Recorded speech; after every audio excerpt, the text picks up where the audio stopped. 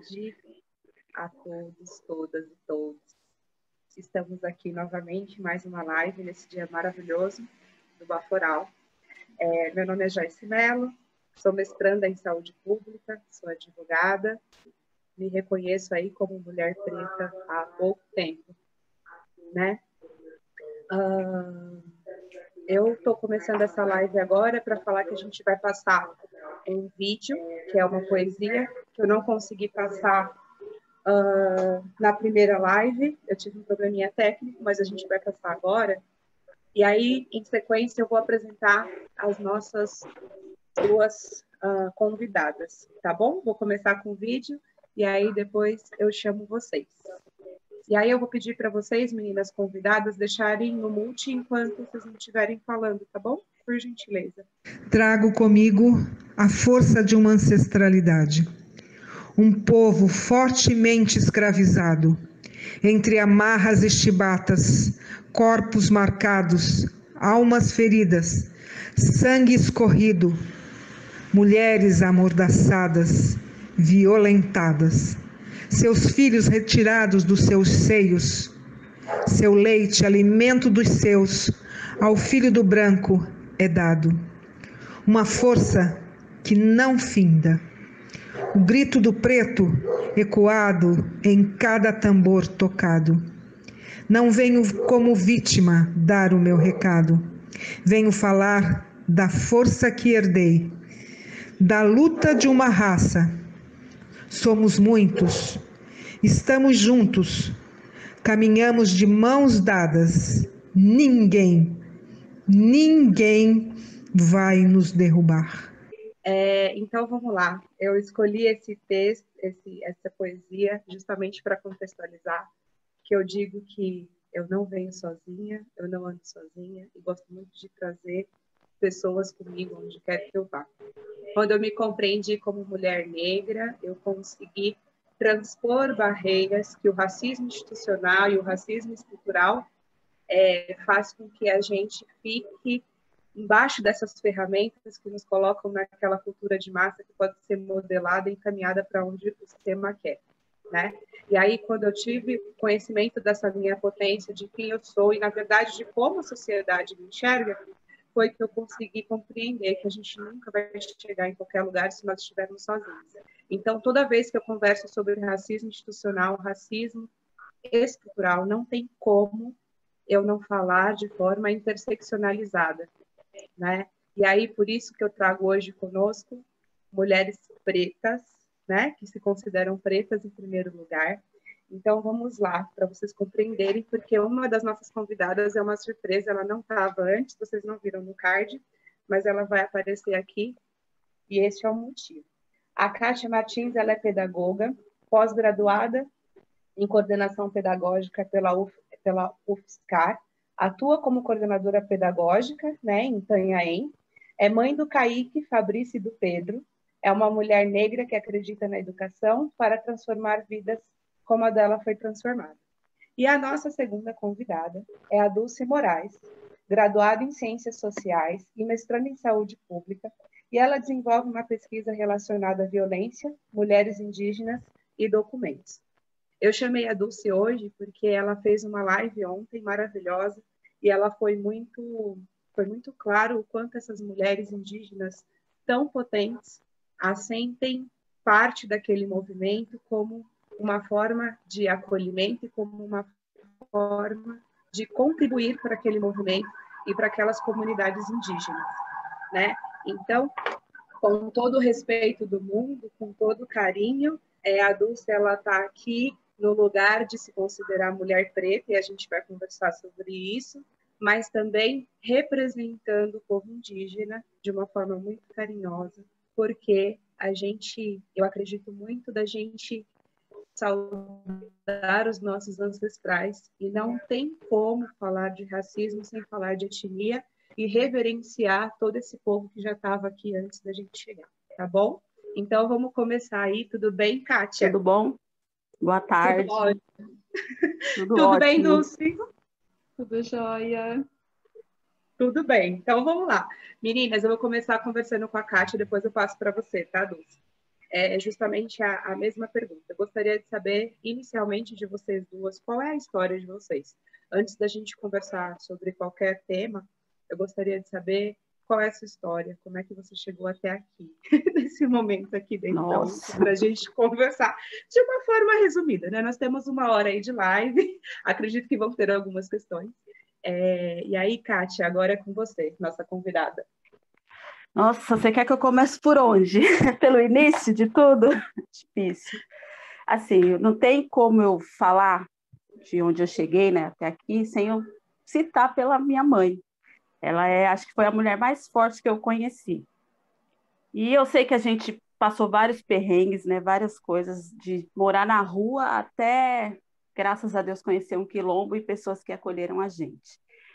Eu acredito realmente que só através da educação a gente consegue, assim, obter tudo. Eu acho que a educação, ela, para mim, é muito forte, ela é a cura de tudo. Eu não tenho, hoje eu falo para os meus filhos, eu não tenho nada para deixar para vocês, a não ser a vontade de estudar e de querer vencer e de lutar e não deixar que nada derrube a gente, né? Eu tenho 3 filhos, né? Então eu costumo falar que eu tenho o café com leite, que é o Kaique, eu tenho o Fabrício, que é bem branquinho, e tenho o Pedro, que é o meu cafezinho. Então, você imagina a minha luta. Para o Pedro, eu preciso falar, Pedro, tira o capuz, anda sempre com a cabeça erguida, toma cuidado. Para o Fabrício, eu não preciso falar, porque ele é branquinho. Então, essa parte hoje, esse racismo que a gente está vivendo, é muito difícil quando você é mãe, quando você pensa num país que a gente está, né? É muita coisa envolvida, a gente não consegue falar sobre isso se a gente também não falar sobre política, e tem muitas outras coisas que me trouxe até aqui. Antigamente, eu não ligava, eu deixava, eu levava na brincadeira, eu subia no meu prédio, a mulher toda vez me via e ela perguntava, você faz faxina? E eu falava, não. Você faz faxina? Eu não. Só que cansa. Eu chegar na porta do meu prédio e precisar interfonar para minha companheira ligar lá embaixo e falar, oh, abre, que é a Kátia que está subindo, morando 2 anos num prédio. É muito difícil. Quando você começa a dar conta disso. Porque até então a gente tem um dom de superar tantas coisas, a gente tem um dom de ser forte que a gente vai deixando. Falando da minha mãe, e você falou uma coisa que quando você se descobriu mulher negra, eu lembro que eu era bem pequena, eu cheguei em casa chorando. Aí ela falou assim para mim, por que você está chorando? Aí eu falei assim, porque a Mariazinha me xingou de neguinha e falou que eu tenho cabelo duro. Ela falou, olha para mim. Aí eu falei, fala. Mas ela falou assim, você tem o cabelo mole? Balança. Aí eu balancei. Eu falei, não. Você é branca? Olha para você. Eu falei, não. Ela falou, por que você está chorando? Essa cor aqui, ela falava para mim, isso daqui, ó, é questão de força. E você não sabe a força e como que eu posso dizer? Ela falava no sentido de orgulho. Então, esse orgulho que você tem que ter da cor da sua pele, porque ela representa muita coisa. Ela representa a resistência, ela representa a luta, ela representa a força. Então, eu não admito que você chore por alguém falar isso de você. Então, isso eu carrego desde pequena. Então, eu nunca liguei. Então, eu batalhava muito. Eu tinha que andar 15 quilômetros, subir uma serra enorme para estudar. 15 quilômetros eu andava todos os dias. Aí fiz magistério, com um barrigão desse tamanho, porque eu engravidei com 14 anos, né? Já é outra parte da história. Subia a serra, descia e sempre estava lá, firme e forte. A minha faculdade eu consegui, assim, as duras penas, porque eu tinha que fazer faxina, trabalhar de estágio. Sábado e domingo, graças a Deus, eu consegui o programa Escola da Família, então eu agradecia sempre, porque uma das coisas que a gente traz, que a minha mãe também ensinou, é agradecer. Sempre por tudo que você imaginar, essa ancestralidade traz. E hoje eu não consigo falar para você, tem uma receita? Não, eu só simplesmente agradeço. E a gente sente a força, né? Eu consigo, às vezes, curar uma dor de cabeça com um pensamento, né, lembrando de tudo que ela me passava. Isso é muito presente para mim.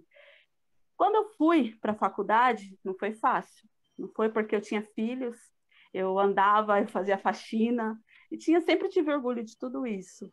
E eu sempre lembrava assim, eu vou ser o que eu quiser.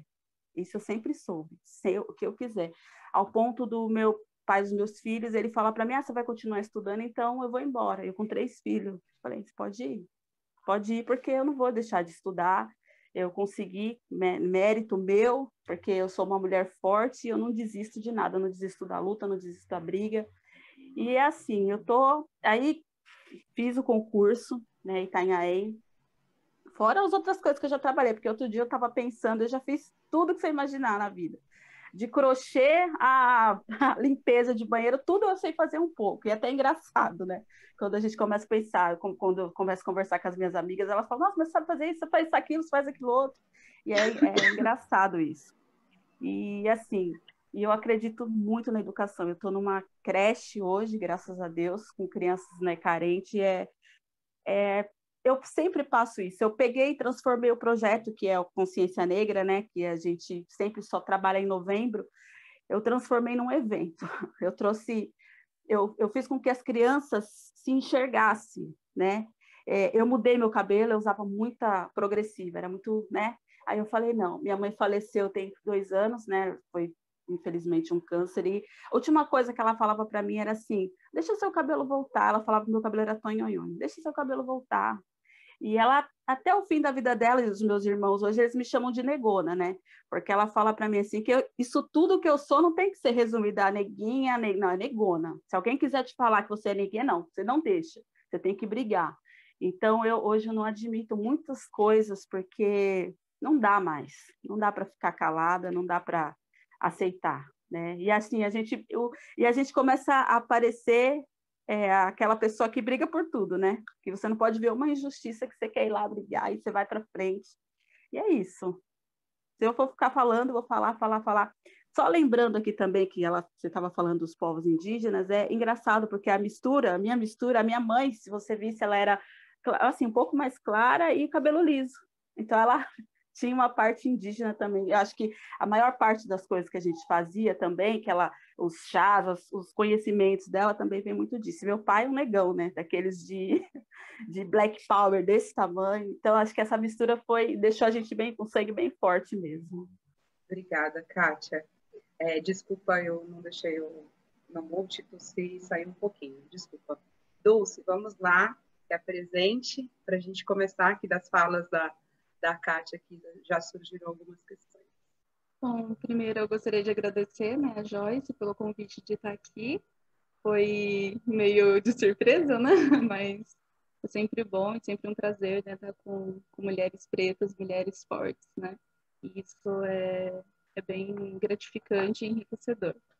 Bom, a pergunta não é nada fácil, né, como a Kátia disse, mas também começo como ela, né? Eu acho que eu tô onde eu tô, primeiro por causa da minha família, né?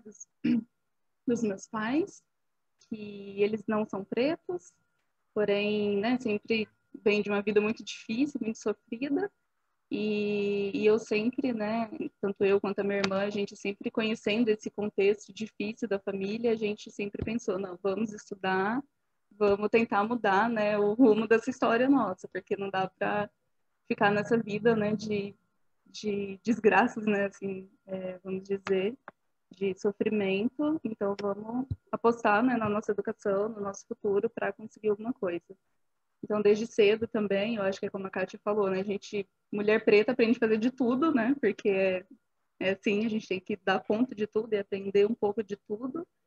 Então, desde cedo, trabalhando muito, né, para conseguir se sustentar, para conseguir entrar na universidade, né, porque por mais que é pública, tem custos, né, a gente come, a gente veste, a gente precisa, né, se divertir, ter um lazer, então é isso, né, lavando banheiro, passando roupa, cuidando de criança, fazendo estágio dentro da própria universidade, né, e uma coisa que acho que assim, o fato maior de eu estar aqui, né, hoje especificamente nessa live, até o que eu comentei com a Joyce, durante a minha graduação, eu sempre via, né, que todo mundo estava num coletivo, né, um coletivo negro, um coletivo LGBT, um coletivo, sei lá, vários coletivos, e eu ficava meio perdida, né? Ficava, gente, mas onde que eu me encaixo, né? Onde que eu fico, onde que eu vou? Todo mundo parece que tá tão bem encaixadinho e eu tô aqui perdida, né? Porque é isso, eu não me entendia como preta, né? Como uma mulher negra, uma mulher preta, até 2015, 2016. E num evento que eu estava participando se eu não me engano, não sei se foi promovido pelo movimento estudantil, né, mas eu fazia parte do movimento estudantil e eu fui nesse evento.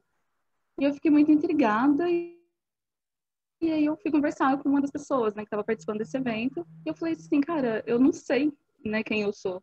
Não sei, eu não sou preta, porque pessoas do movimento negro não me tratam, né, como preta, não me tratam como igual, sei lá, o meu cabelo, não sei.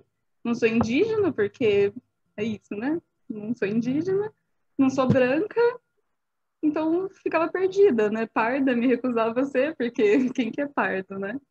E aí eu contei isso para ele e a primeira pergunta que ele me fez foi se eu conhecia ou se eu sabia da história do meu tataravô. E eu falei, não. Aí ele foi e perguntou, e do seu avô? Falei, nunca nem vi na vida, né? Não sei nada.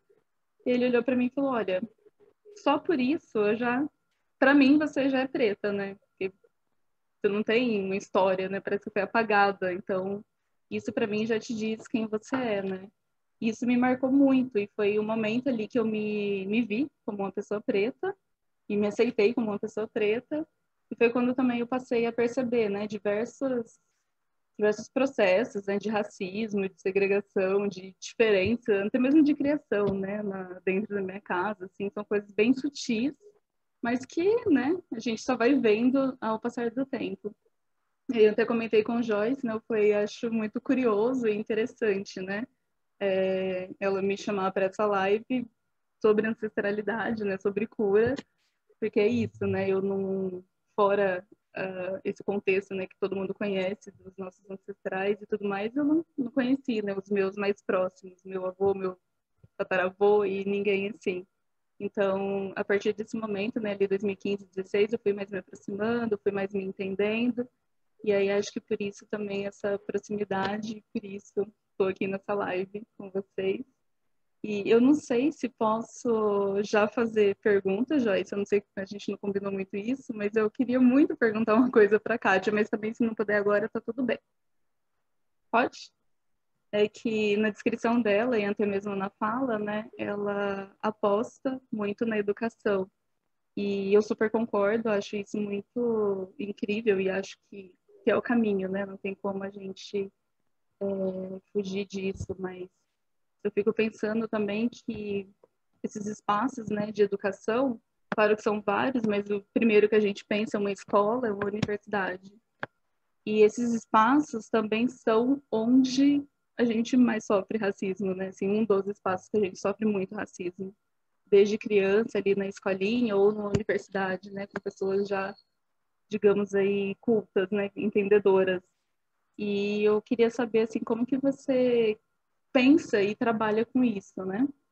Com esse espaço tanto de cura, mas também um espaço que propaga, né, o racismo, que a gente sofre racismo. E já engajando nessa pergunta, eu queria também te perguntar, e Joyce também, se quiser comentar, eu fico conversando muito, né, com os meus amigos mais próximos sobre a gente ensinar, né, as pessoas, principalmente no meio universitário, que é onde as pessoas são mais entendidas. Então, muitas pessoas falam, ah, mas você tem que ensinar fulano que não pode falar assim, que não pode fazer certas brincadeiras e tudo mais, né? E isso me irrita um pouco, porque é isso, né? Por que sempre a mulher preta, o homem preto, né, tem que sentar e ensinar, tem que ter a paciência, né, com os outros para poder estar ensinando, né? Enquanto essas outras pessoas estão aí seguindo a vida, né? E lindos, maravilhosos, como sempre, sem muitos problemas, né? Com todos os seus privilégios, enquanto a gente tem que sentar e ensinar. É difícil, né? Eu acho que não é nem a questão de a paciência de ter que ensinar, eu acho que é a questão de ter que sempre compreender, né? Ah, eu vou compreender porque isso é cultural. Ah, eu vou compreender porque foi a forma que ele foi criado. É complicado. É assim, falando em relação à escola, eu sou coordenadora há 7 anos, né, na mesma escola. E todo ano, no começo, eu tenho que falar, eu sou a coordenadora Kátia, aqui. Tem pai que tem criança comigo do berçário até o 5º ano. a criança sai do berçário, vai para o primeiro, para o segundo, eu tenho que sempre me apresentar. Às vezes eles chegam no portão e olham para minha cara e falam assim, queria falar com a coordenadora. É uma questão, acho que eu comecei a pensar assim, eu tenho que me impor. Então, eu sou a Kátia, eu sou a coordenadora, independente da cor da minha pele. E aí, igual eu falei, o meu projeto de africanidades que a gente trouxe, né, que é o Dia da Consciência Negra, novembro, eu fiz ele virar um evento. Eu tive, assim, é que se eu soubesse, eu tinha trazido até algumas fotos, ficou muito legal. Uma criança branca, branca, branca, branca, branca, e eu coloquei turbante nela, coloquei todas as vestimentas, levei várias guias, porque eu falei, eu vou fazer a apresentação, porque eles vão desfilar, e eu falei, eu vou ter problema com essa mãe, mas eu vou na lei, mostro para ela, e para minha surpresa, a mãe da criança era uma mãe de santo do bairro, e eu falei assim, nossa, então, assim, não o preconceito não está só nele, está em mim também, por que eu tive isso, né? Então, eu comecei a compreender mais. Então, essa paciência de estar ensinando, eu acho que você ensinar para uma criança é muito mais fácil. A gente, que nem eu falei, o projeto é muito legal. Para o berçário até o pré-2, a gente trabalha tudo. Não importa se fala assim, você vai falar de zumbi para o berçário. Eu vou falar de uma forma lúdica que eles vão entender. Eu lembro que eu estava no Maternal 2 e eu contei para eles, na forma bem lúdica, a história do menino de todas as cores, que é uma história que passa os menininhos coloridos, e aí, tipo, tem a cidadezinha do menino branco, tem a cidadezinha do vermelho, do amarelo e do preto. Aí o branco, ele queria, não quero ser branco, eu vou passar. Então ele ia passando por todas as cores até ficar colorido, né? E aí eu falei para eles agora, falei para as crianças, vocês vão ser os meninos de todas as cores, tá? Aí coloquei as cores lá e vocês vão pintar o rosto de vocês da cor que vocês querem. Então tinha o amarelo, o azul. E eu lembro que o menininho, branco, branco, branco também, essa parte me impressionou muito. Ele foi e pintou o rosto todo de preto, todo, o braço, o rosto. Aí eu falei para ele assim, nossa, Felipe, você ficou a coisa mais linda. Aí ele me abraçou e falou, quero ficar igual a você, tia Kátia. Acabou comigo. Meu cabelo, eu lembro, eu tinha cabelo liso, e aí eu falei, vou fazer a transição, porque foi uma promessa que eu fiz para minha mãe. E eu lembro que quando eu cheguei na escola, que começa a raiz, que eu soltei para o Dia da Consciência Negra, coloquei um turbante, as crianças, as meninas do cabelo cacheado, elas falavam assim, tia Kátia, você está parecendo uma princesa. Então, o pessoal falava assim, você é louca de vir para uma creche com o cabelo solto, cabelo desse tamanho, você vai pegar piolho. Eu falava, não importa, eu vou cuidar. Porque eu comecei a virar uma referência para eles. E a criança, gente, eles não têm nenhum tipo de preconceito, é impressionante. Se você conviver com eles, ainda mais os menores, eles são demais. Eu tinha problema com pai, com mãe, porque tem muito racismo assim escondido, tem muita coisa oculta que, sabe, é uma fala, é uma brincadeira, é uma palavra assim que você vai relevando e você vai olhando mesmo e que acaba machucando, ao ponto de uma criança chegar para mim e falar assim, tia Kátia, eu gosto tanto de você, mas minha mãe disse que você não presta por causa da sua cor. E aí eu fazia um trabalho enorme para mostrar para a menina que não é assim, né? Que ela não aceitava com um amiguinho daquela cor. E eu tive que fazer um trabalho assim muito grande até conquistar o pai, a mãe, fazer eles chorar, porque eu falei, vamos trabalhar para ver como que é. A gente está no Brasil, um país que ele é todo negro, não vem com papo de que não é, não é sim. Então, eu tive esse trabalho todo mundo falava assim, você é maluca de fazer isso numa creche, né? Não é. Eu falei, não é. Graças a Deus eu tenho o apoio da minha diretora também, que ela é, assim, espetacular. Né? Eu falo que a gente, nesse ponto, assim, eu não senti esse tipo de preconceito dessa parte, né? Mas é difícil. Mas é que nem eu falei, eu estou dentro da educação, a educação, ela cura, ela salva. Eu estou na formação das crianças, então, o que eu puder passar para eles, claro, sempre respeitando, né, a criação, porque cada pai, cada mãe sabe como educar o filho, só que aí quando eu vejo que tem um impasse, aí eu começo a trabalhar com o pai e com a mãe. O que eu faço? Eu começo a mostrar o meu ponto de vista, eu trago eles para o meu lado. E também é que nem tem gente que fala assim, nossa, não sei como você aguenta trabalhar com esse pai, com essa mãe. Eu tenho muita empatia, eu sempre me coloco no lugar dele. Eu sempre tento ver a visão dele. Então eu falo, porque o jeito que eu crio os meus filhos, por exemplo, não é também. Se outra pessoa ver, vai falar que é errado. Então, isso eu tenho dentro de mim também, né? E é isso. Se eu respondi, se precisa falar mais alguma coisa. Perfeita, Kátia, perfeita. Respondendo a sua pergunta, Dulce, eu fiquei vendo duas formas aí, né? Por um lado, eu vi... porque, assim, quando a gente fala dessas questões sociais, eu sempre me preocupo muito para não ter nenhuma fala que a gente acabe reproduzindo a violência que nossos ancestrais sofreram e essas sutilezas que nós sofremos hoje, né? Como a Kátia comentou e você também. Mas, por uma questão mesmo de falta de conhecimento, às vezes essas pessoas, elas pedem para que você... mas você tem que ensinar, você tem que falar, porque ela está, na verdade, aí dentro desse sistema desse racismo institucional, que está colocando a culpa em você, por eles não te tratarem da forma que deveriam ser tratados. A responsabilidade é sua de resolver isso. Não é do outro que faz conhecimento e de ter a empatia, né? Então, a gente tem que tomar muito cuidado com isso. Eu acho que é por isso que você sente esse incômodo. Já não basta passar por tudo que eu passo, né? Mas eu acho também que a gente pode ter esse papel acolhedor, né? Eu não sou a favor de segregar, eu não sou a favor de... E aqui eu vou falar um tabu muito grande. Eu não sou a favor de movimentos negros, ou movimentações, vamos dizer assim, que seja pautada única e exclusivamente, especificamente para aquilo. Seja como foco, sim. Mas eu acho importante a gente ter essa interseccionalidade, como eu falei. É importante a gente falar com o povo indígena, a gente falar com a população LGBTQIA+, é importante a gente falar com, como eu sempre digo, as maiorias minorizadas, né? Que o sistema faz questão de falar que são minorizadas, de colocar de forma periférica, né? Para que não tenham acesso ao poder. E aí essas coisas estão mudando. E essas coisas estão mudando porque nós estamos aprendendo, né, Kátia?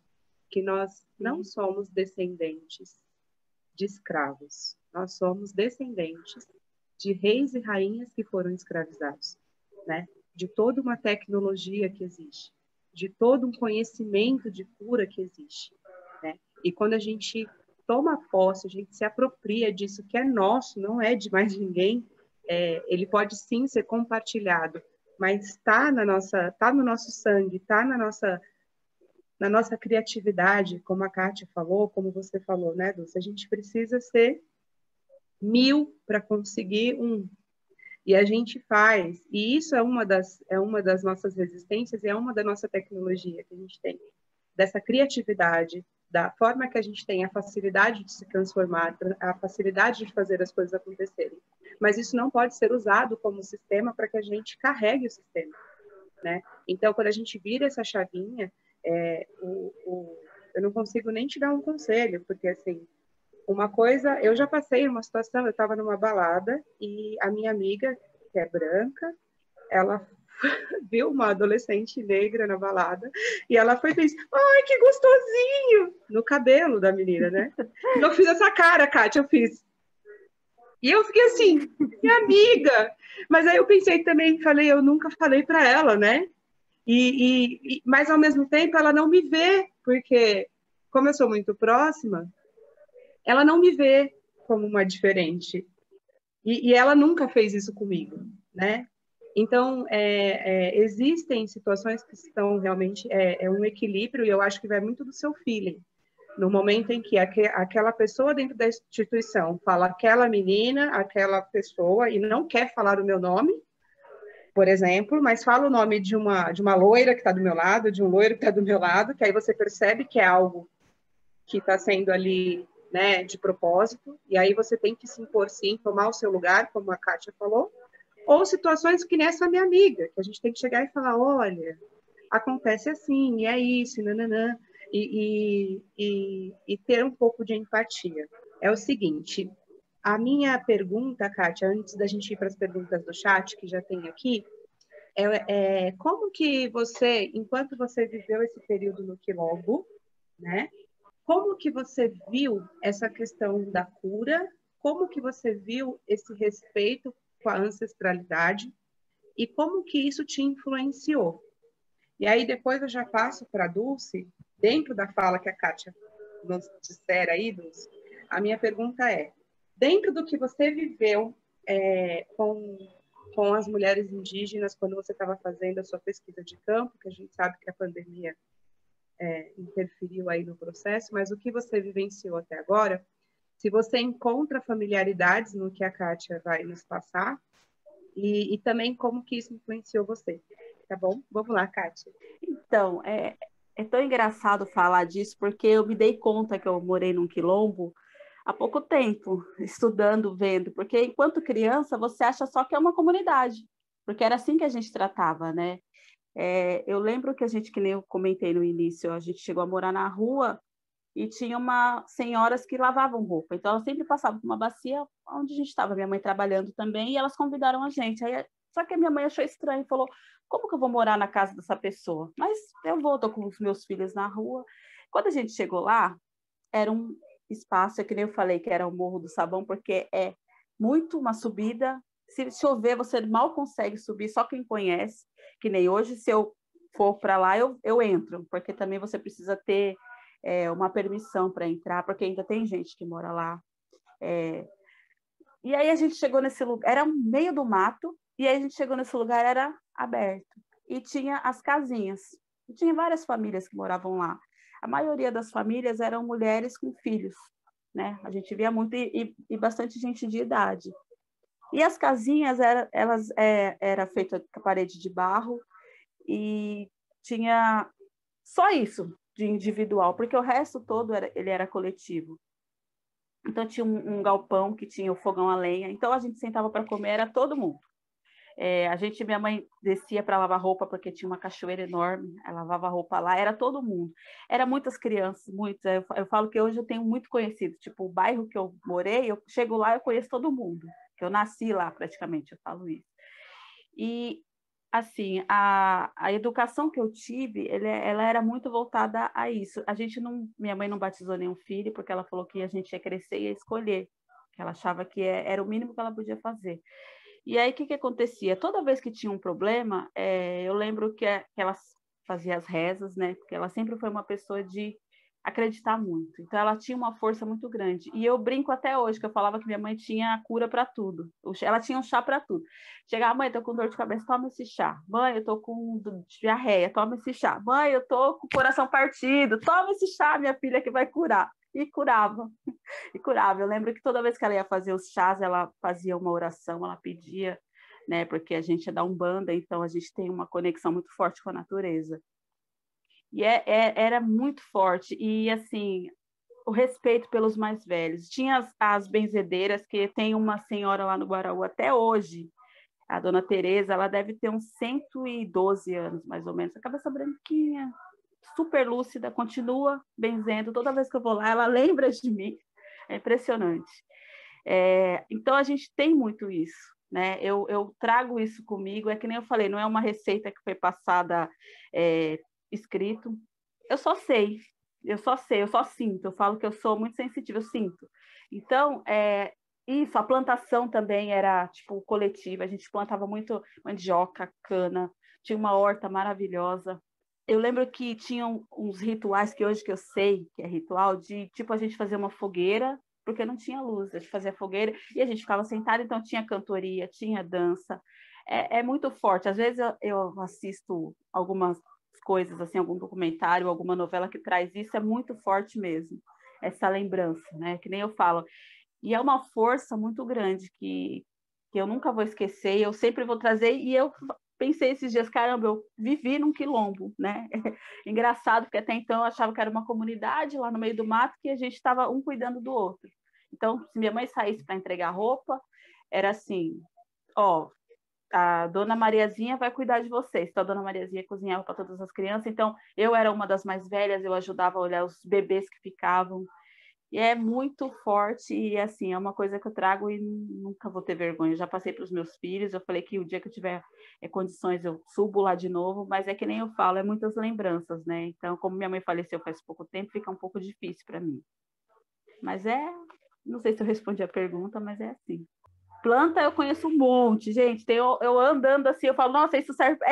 Eu falo, que nem eu falo, tá em mim. Isso serve para isso. Nossa, isso dá para fazer isso dá para fazer. É impressionante. E eu acho que isso eu trouxe dela também. E ela nunca parou para ensinar, olha, Kátia, isso não. A gente vai convivendo e vai sentindo, vai sabendo. Vamos lá, Dulce. Ai, que lindo. A Kátia foi falando e eu não fui só lembrando, né, de São Gabriel da Cachoeira, mas também fui lembrando do local onde eu nasci, né? Recentemente também, eu conversando com os meus pais, eles falaram que é uma comunidade, né?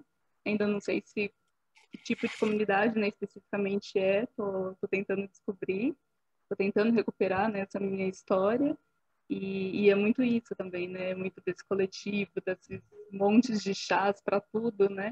E infelizmente, assim, na minha família a gente foi perdendo um pouco. É só para avisar o pessoal, a minha câmera fica caindo, eu peço desculpas, mas ela geralmente volta. Mas enfim, né? Em relação a São Gabriel da Cachoeira, que é uma cidade majoritariamente indígena, né? Ela é conhecida como a cidade mais indígena do Brasil. A Kátia foi falando e eu fui, assim, acho que não tanto a urbanização, né? Assim, o local físico, né, da cidade, eu acho que não se aproxima tanto, né? Eu já imaginei mais a comunidade que eu nasci, né? Comparando aí com o Quilombo, que Kátia falou. Porque São Gabriel da Cachoeira é uma cidade, né? É urbana, as casas já não são mais de terra, não sei se foi, depois já não é mais, mas também não sei como era antes.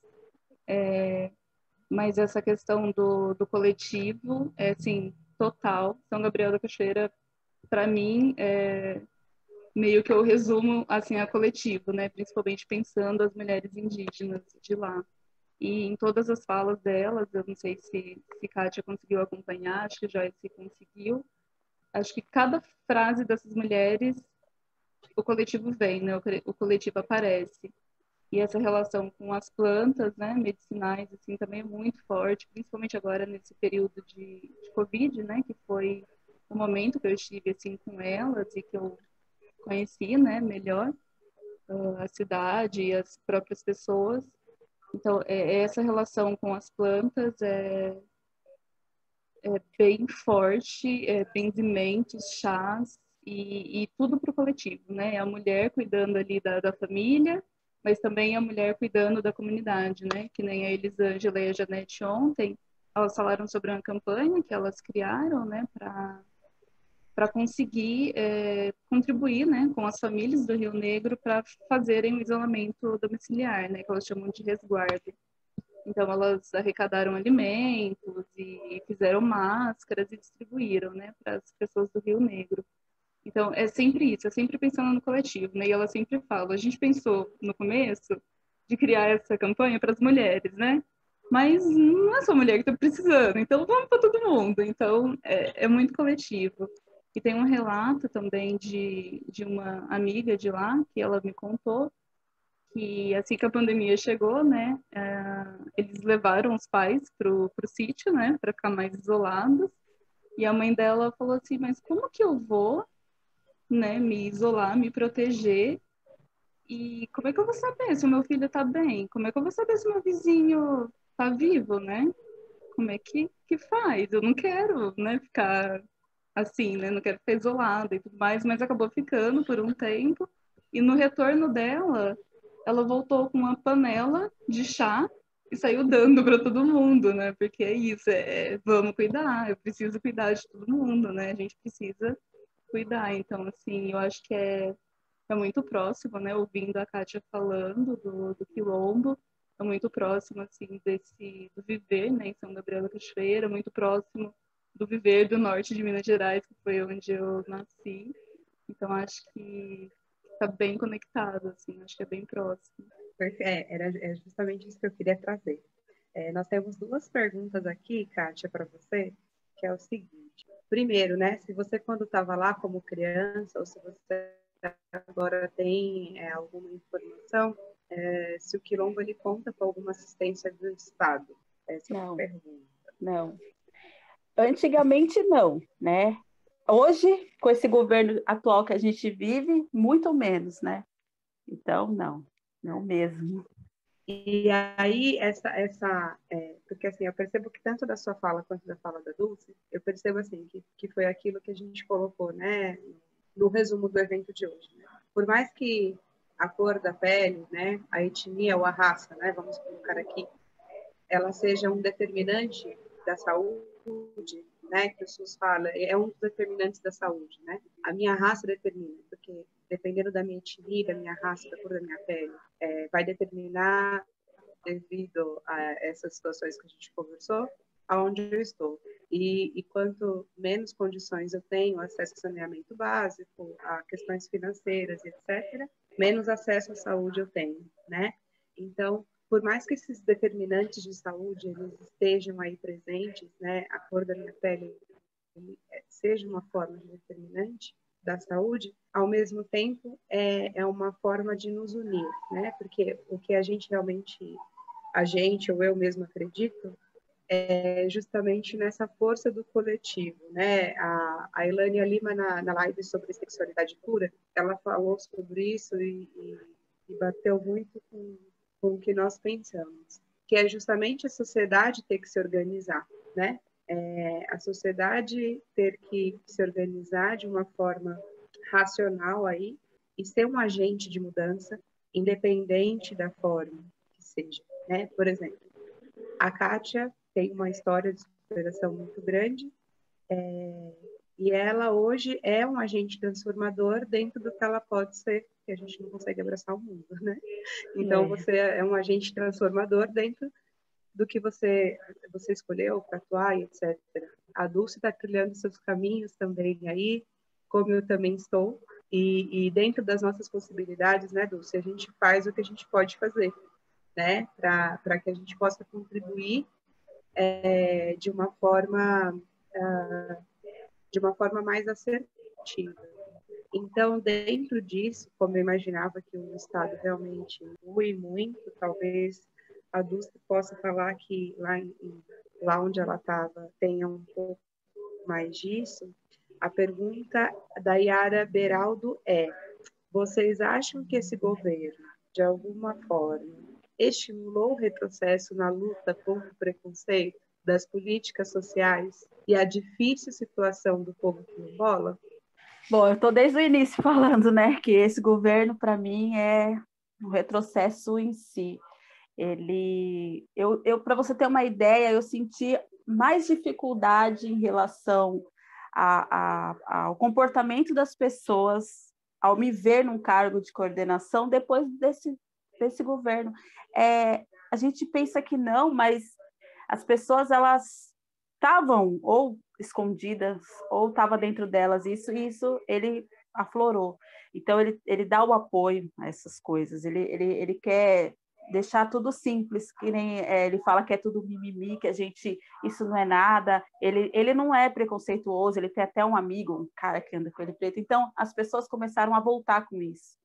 E eu acho que hoje a nossa luta ela precisa ser mais forte por conta disso. Então, é um pouco complicado a gente não falar que a política não tem nada a ver com política. Tem muito, muito, muito, muito. E, assim, eu sou uma pessoa que, se não fosse um governo anterior, um governo que pensava no pobre, no preto, eu não ia ter, talvez, me formado, porque seria muito difícil, né? Graças ao governo anterior, né, o governo que pensava nisso, eu consegui uma formação, eu consegui, talvez, que as pessoas me respeitassem um pouquinho, ou fingisse, pelo menos, porque hoje em dia ninguém nem finge mais, né? Então, eu acho que realmente a gente precisa de um governo que ele pense no todo, que ele pense, né, na grande maioria, que, igual você falou, eles querem minimizar a gente, mas não dá, né? Não tem como. Desculpa, gente, eu tive que mudar de lugar rapidinho aqui. Vamos lá. Eu concordo com você, Kátia, que a partir do momento que é confortável alguns discursos, né, como você vive aí na pele, eu também vivo, e a Dulce com certeza também, e ganha-se força, não só nas sutilezas, como também nas articulações que estão sendo feitas para que cada vez mais a gente perca o acesso, né, a verdade de saber como tudo aconteceu, né? Se eu não conseguir garantir fazer com que toda essa resistência que existe hoje, ela permaneça aí para a prosperidade, eu vou estar perdendo e vai chegar um momento que a gente não vai ter mais, um momento, quando eu digo num futuro, e aí é que entra aquela mente, essas ferramentas que fazem com que a gente se torne aí uma massa de manipulável, culturalmente falando. Dulce, você quer complementar com alguma coisa? Tem alguma questão?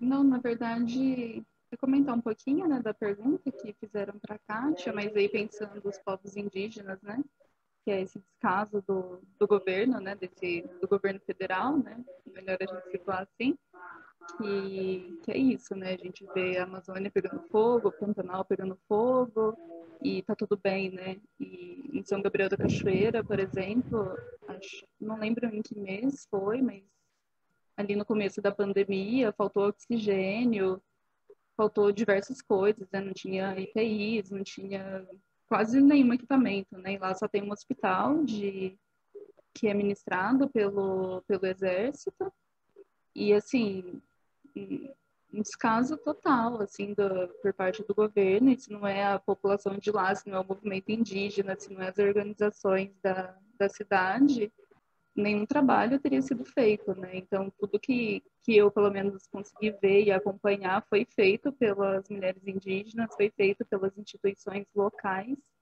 e com isso, né, eu pude ver, assim, essas pessoas saindo, né, saindo entre aspas, né? A pandemia tá aí ainda, tá lá, então, mas superando, né, e sobrevivendo durante a pandemia. E isso tudo pela própria população, né, e não por parte do governo. Eu estou aqui ouvindo vocês e preocupada com a parte técnica.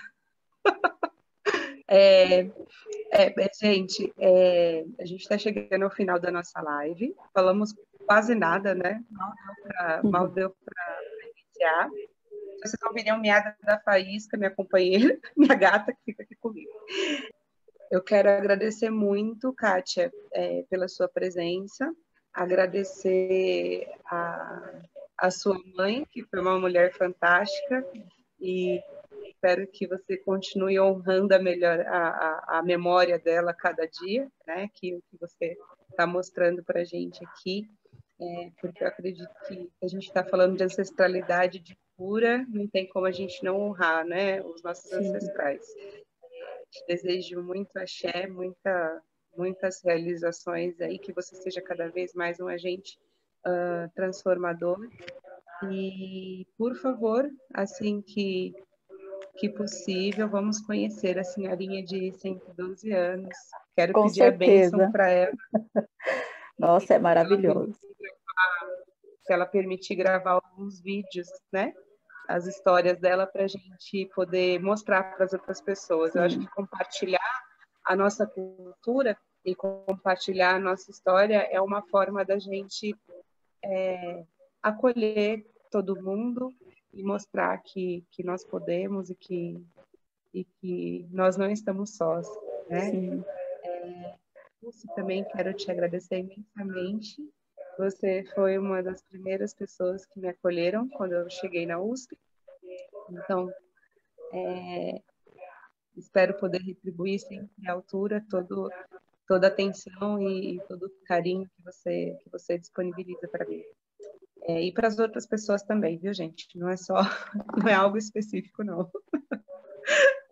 Ela está ali ajudando o tempo todo. E agradecer a Clara, que está aqui nos bastidores. Clara, se você quiser aparecer, fique à vontade para dar um oi. Muito obrigada também por ser tão... Você vai ter que falar, tá? Só fala depois que você aparecer. Muito obrigada também por ser uma irmã para mim, por disponibilizar todo o seu tempo, a sua atenção, o seu conhecimento acadêmico, por fazer em tão pouco tempo que eu sinta realmente que eu sou parte da sua família. E para todas as vezes que eu pensei em querer desistir, você deu 2 tapas na minha cara e falou: volta para a realidade. Então, só dá um oizinho aí e agradece. Eu vou falar para o Adolfo se ele quiser aparecer também, mas eu sei que ele não vai querer, mas enfim, Fala aí, Clara. Muito obrigada, gente. Nossa, Joyce, tá me fazendo chorar de novo. Que é isso? Parabéns, mulheres. Muitas mensagens parabenizando vocês no chat do YouTube. Falas incríveis, né? Agradeço por estar de staff nessa palestra, nessas falas e nesse momento tão importante pra gente. Agora eu vou desligar minha câmera e ficar aqui no bastidor de novo. Kátia, pode ir. Quer dar seu tchau aí? Eu deixo depois a Dulce para a gente encerrar. Então, gente, é assim, muito obrigada pela oportunidade, né? Eu falei que ultimamente eu ando falando muito, e eu preciso falar, hoje eu não consigo mais não falar sobre, né, todos os sentimentos. Eu tenho uma frase que eu carrego comigo e eu sempre levo em forma de projeto, que é: quem eu sou deixa marcas. Então, se eu tenho que deixar uma marca, eu quero deixar uma marca de força, de resistência, de estou aqui, ninguém solta a mão de ninguém. E é isso, muito obrigada. Que precisar de mim, foto, depois a gente vai conhecer o Guaraú, eu levo você lá, a gente combina direitinho com a Cíntia, tá bom? Pode contar comigo. Tá? Obrigado pela oportunidade. Bom, também gostaria de agradecer novamente o convite da Joyce, principalmente por ter conhecido a Kátia, né? É um grande prazer, é muito bom estar aqui aprendendo sempre mais e me aproximando, né, cada vez mais, que isso é bem importante para mim.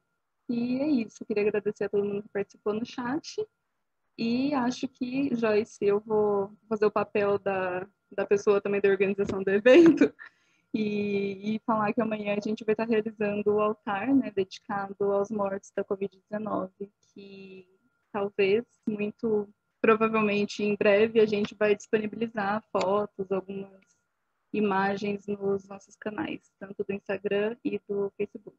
Obrigada mais uma vez. Tchauzinho, pessoal.